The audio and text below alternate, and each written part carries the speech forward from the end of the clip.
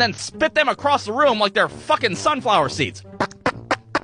And like, yeah, he would get in trouble. Like every week our teacher would have to call down to the office and be like, yeah, hi, Colby's being a little asshole again. I'm sending him your way. I've never struck a child, but, well, today could be the day. And then he'd be gone for a few days and we'd have ourselves a little Colby vacation. But he always came back eventually, fresh from his suspension or his stay in the sanitarium or wherever the fuck he would go. And it'd be like rinse and repeat every week. Like every Monday morning we'd all get together like, oh boy, what's Colby gonna do this week, huh? Oh, look, he already drew a fucking wiener on the chalkboard. What a madman. But I gotta say, out of all the shit that Colby did, the craziest bit happened towards the end of the school year. And we're talking like the last week of school, where we're not doing anything at all. We're just watching fucking episodes of Bill Nye the Science Guy over and over again. And at this point, Colby hadn't acted out in quite a while. Hell, I distinctly remember thinking, man, Colby seems pretty chill lately. Maybe he's turned over a new leaf. Maybe his ass has found Jesus after all. And just when I think that, I look over, and the motherfucker's dancing on top of his desk with his shirt tied up like some kind of hoochie mama. Now, at first our teacher's doing like a fucking crossword or something. She doesn't even realize what the hell's happening. Meanwhile, Colby's ass is putting on a fucking show for everybody.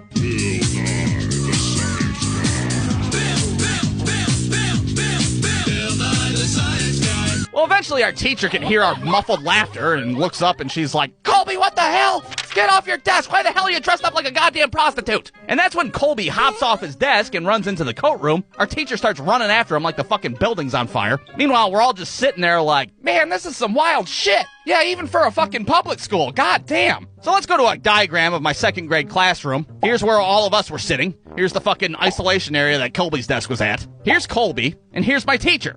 They just keep running around in circles from the coat room back out to the classroom, into the coat room, and over and over again. Eventually, our teacher gets on the phone, and she's like, DEFCON 1! DEFCON 1! Somebody get your ass up here! And that's when our school police officer shows up, fucking Officer Dave, and now we really start freaking out at this point. Oh shit, they're gonna fucking shoot his goofy ass. Now both of them are chasing after Colby's wayward ass around the classroom. They do a nice little pincer move and corner his ass, which of course is standard police procedure when dealing with an unruly child in a coat room. And Officer Dave ends up hauling his ass out of the room like a piece of luggage. And that was the last I seen of Colby's goofy ass. Or at least that's what I thought until years later, when I'm sitting in class on the first day of my sophomore year of high school, and during roll call, I hear a very familiar name.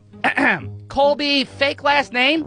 Is Colby fake last name here? Yeah, I'm here. And at first I'm like, holy hell, Colby from second grade's in here? That kid's still alive? What the fuck? What the hell's this kid gonna look like after all these years? Is he gonna have an ankle monitor? Is he gonna have a fucking face tattoo? What the hell? I look back, and to my surprise, Colby is just this normal-ass dude wearing a polo. Well, after class, I just can't help myself. I go up to him and I'm like, dude, you were in my second grade class. What the hell was wrong with you back then? What? Second grade? Oh, yeah, that was just a weird time in my life. I don't know, I was just really amped up all the time, and I watched Animaniacs a lot. And I'm like, Animaniacs? Dude, I thought you were on fucking methamphetamine. So I guess the moral of the story is, don't judge a book by its cover. Some of you might have had a Colby in your second grade classroom who, you know, spoke a fake foreign language under his breath from time to time. But guess what? That doesn't mean he's smoking crack under a bridge. They could be just living a simple life, married with 2 kids, little provolone and little mozzarella, and they're just normal as hell after all. The end.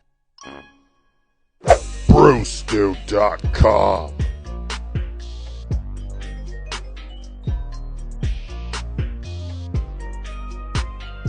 Hey everybody, real quick, there is new Brew Stew merchandise at brewstewshop.com. Go check it out or check the link in the description. Or don't, I'm not your dad. I can't tell you what to do.